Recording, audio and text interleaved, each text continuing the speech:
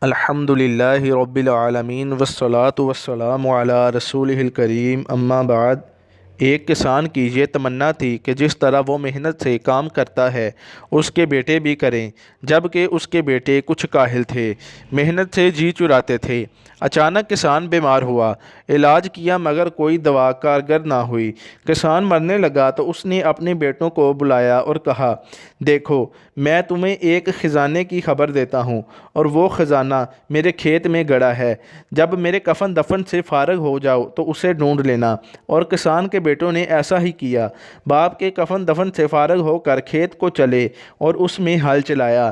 کافی گہری زمین کھود ڈالی مگر ان کو خزانہ نہ ملا۔ کسان کے بیٹے پسینے پسینے ہو گئے، مایوسی سے ایک دوسرے کا منہ تکنے لگے۔ آخرکار ہل چلائی زمین میں انہوں نے بیج بو دیا۔ پودے نکلے تو خوب پھلے پھولے۔ جب وہ فصل کاٹ کر لائے تو ان کا گھر غلے سے بھر گیا، یہاں تک کہ بہت سا غلہ انہوں نے فروخت کر دیا، پھر بھی ختم ہونے میں نہ آیا۔